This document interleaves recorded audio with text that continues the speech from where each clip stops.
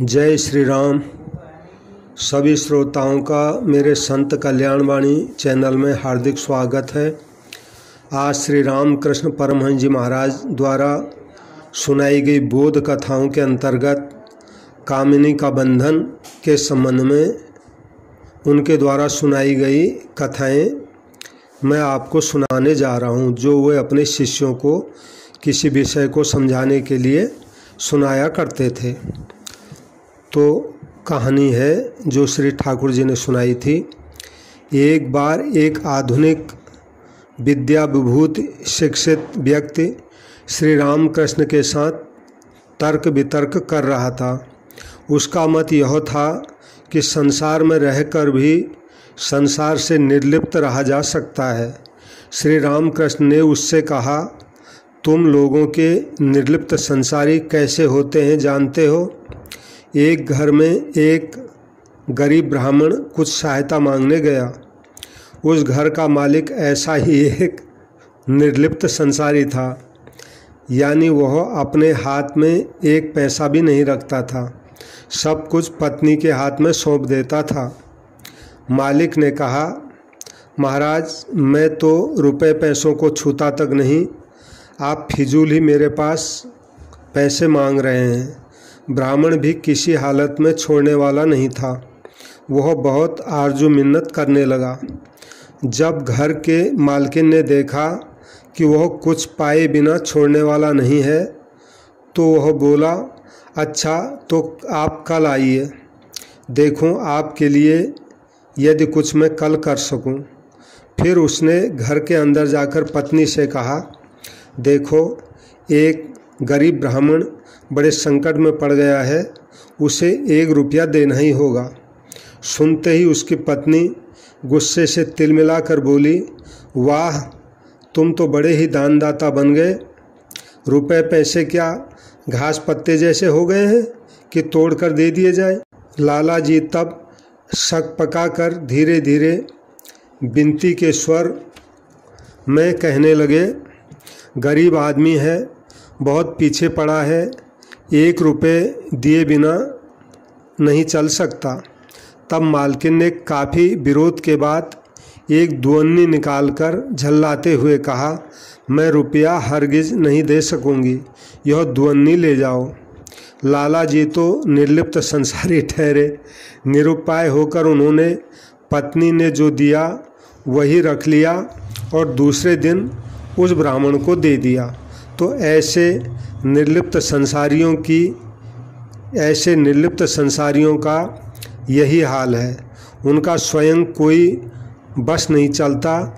वे गृहस्थी के काम काज की ओर स्वयं ध्यान नहीं दे पाते, इसलिए सोचते हैं कि वे निर्लिप्त निरासक्त पुरुष हैं, परंतु वास्तव में वे जोरू के गुलाम होते हैं, हमेशा अपनी पत्नी के इशारे पर चला करते हैं।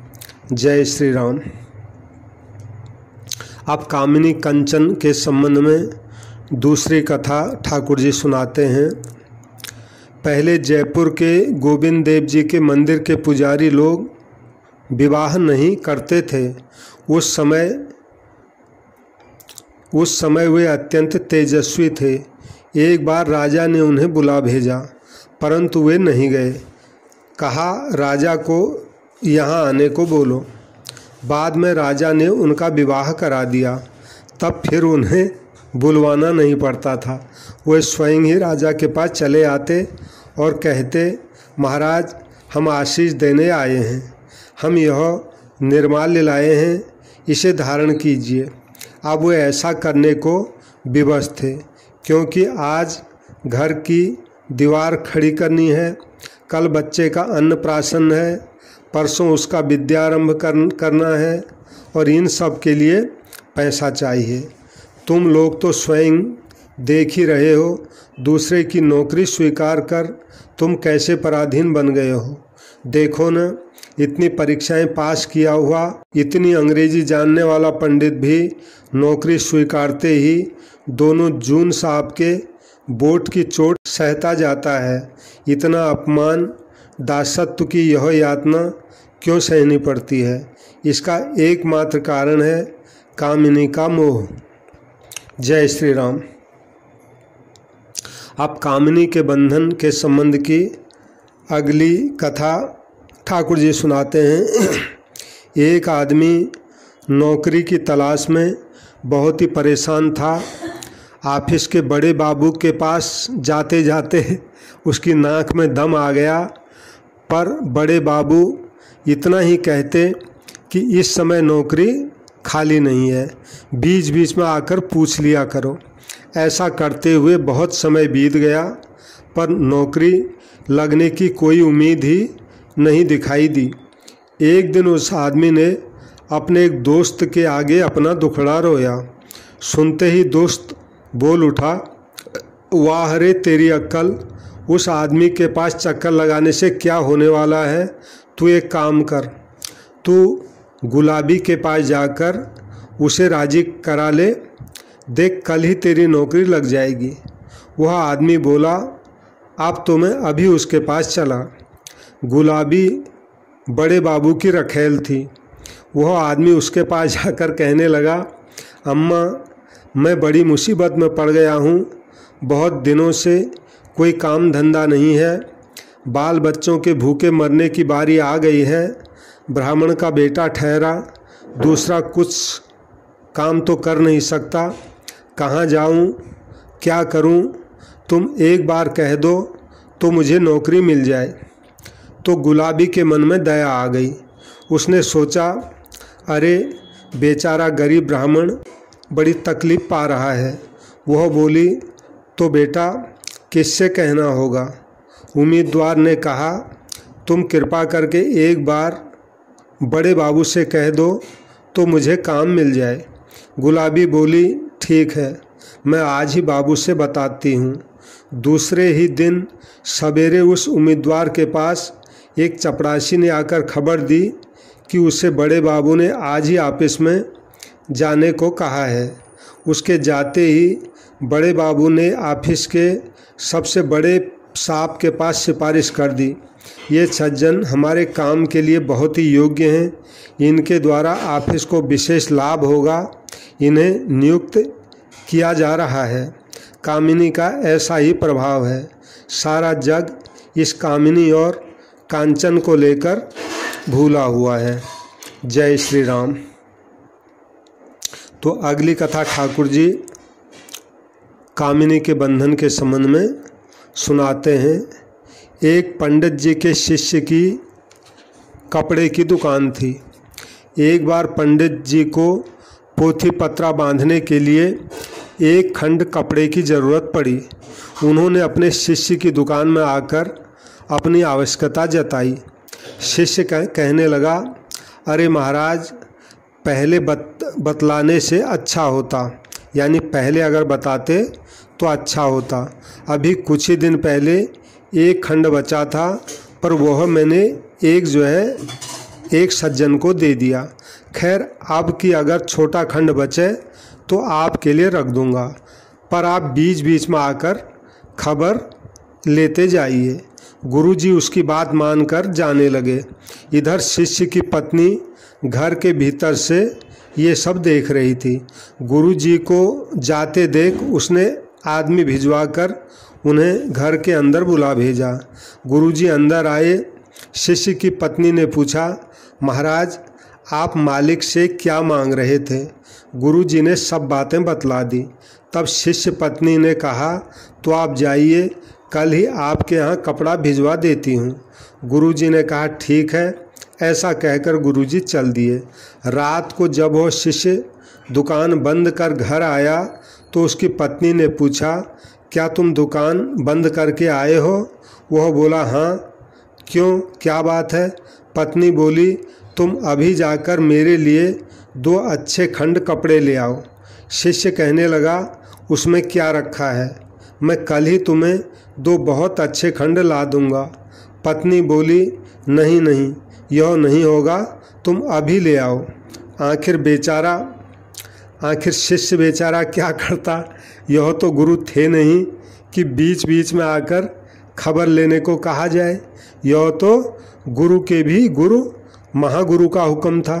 इसकी बात तो टाली नहीं जा सकती थी। निरुपाय होकर उसने रात को फिर दुकान खोली और 2 खंड कपड़े ले आया। दूसरे दिन सवेरे ही शिष्य पत्नी ने एक जन के हाथ उन खंडों को गुरुजी के यहाँ भिजवाकर उनसे कहने को कहा, अब से आपको जो कुछ लगे उसके लिए आप सीधे मुझसे ही कहा कीजिए। जय श्री राम। यानी कामिनी का कितना बड़ा बंधन होता है संसार में, ये ठाकुर जी ने अपने शिष्यों को बताया है। अगली कथा इसी संबंध में ठाकुर जी अपने शिष्यों को सुनाते हैं। किसी के पूछने पर कि आप अपनी पत्नी के साथ गृहस्थी क्यों नहीं करते, श्री रामकृष्ण ने उत्तर दिया। यानी ठाकुर जी को किसी ने पूछा कि आप अपनी पत्नी के साथ गृहस्थी क्यों नहीं करते, तो श्री रामकृष्ण ने उत्तर दिया, एक दिन गणेश ने एक बिल्ली को नाखून से खरोंच दिया था। घर जाकर उन्हें माता पार्वती के गाल पर नख के चिन्ह दिखाई दिए। उन्होंने पूछा, माँ तुम्हारे गाल पर ये नाखून के दाग कैसे आए? जगजननी पार्वती बोली, बेटा यह तुम्हारे ही नाखून के दाग हैं। गणेश ने आश्चर्य से पूछा, भला मेरे नाखून तुम्हारे गाल पर कब लगे? पार्वती ने कहा, बेटा क्या तुम्हें याद नहीं कि सवेरे तुमने एक बिल्ली को नोचा था? गणेश बोले, बिल्ली को नोचा तो था, पर तुम्हारे गाल पर दाग कैसे बना? पार्वती बोली, बेटा इस संसार में मेरे सिवाय और कुछ भी नहीं है। सभी जीव जंतु, सारी सृष्टि मैं ही हूँ। तुम जिस किसी को चोट पहुँचाओ वह चोट मुझे ही पहुँचेगी। सुनकर गणेश आश्चर्यचकित हो गए। उन्होंने आजीवन विवाह नहीं करने की प्रतिज्ञा की। भला विवाह किससे करें? जिससे विवाह करने जाएं तो वह उनकी माँ ही है। सर्वत्र सभी नारियों में माँ की सत्ता का ज्ञान होने के कारण उनके लिए विवाह करना संभव नहीं हो सका। मेरी भी यही अवस्था है। मैं नारी मात्र को अपनी माता समझता हूँ। यानी श्री रामकृष्ण देव ने पूछने वालों को कहा कि मैं गणेश जी की तरह विवाह किससे करूं? मैं नारी मात्र को अपनी माता के समान ही समझता हूं। जय श्री रामकृष्ण। अब अगली बोध कथाओं का विषय है आध्यात्मिक उन्नति मन पर ही आधारित है। आध्यात्मिक उन्नति मन पर ही आधारित है। तो इसके संबंध में ठाकुर जी कथा सुनाते हैं। जिसका जैसा भाव होता है उसे वैसा ही लाभ होता है। 2 मित्र घूम रहे थे। घूमते हुए एक स्थान पर उन्होंने देखा भागवत का पाठ चल रहा है। एक मित्र ने कहा, भाई चलो थोड़ी देर वहाँ बैठकर भागवत सुने।